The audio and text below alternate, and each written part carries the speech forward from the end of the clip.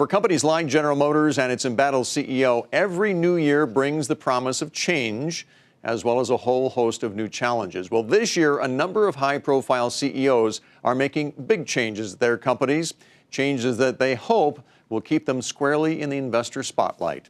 Mary Thompson has more. The party's over.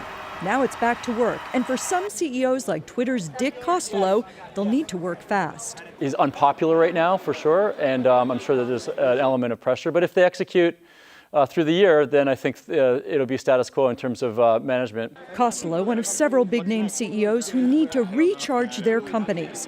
Twitter's stock fell over 40% last year, given Costolo's struggles to define the microblogger's mission and hold on to key managers.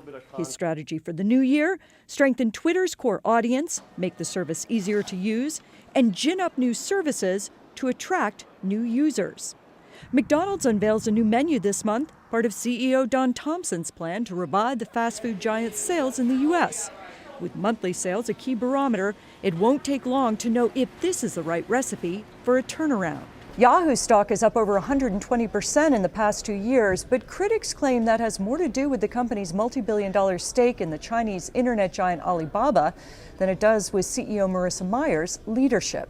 I think the problem here is she just has too much money and she has to spend some. Investors are going to get fed up and they're going to say, just give us the cash. Mayer plans to give half of the proceeds from the Alibaba stake to shareholders.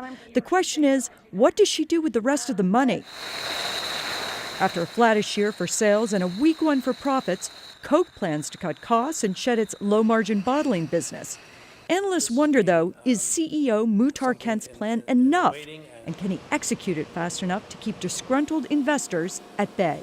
With IBM the worst-performing Dow stock for the past 2 years, CEO Ginny Rometty needs to reverse that trend. I think Rometty has been dealt a very difficult hand. She basically inherited a strategy that had been enunciated by her predecessors of getting the company to a $20 EPS number. She did abandon that forecast, embracing her own strategy to reinvigorate the tech giant with a focus on cloud computing, mobility, and security for corporate clients. A plan expected to put the past year's woes behind IBM, so its stock rings up gains in the new year.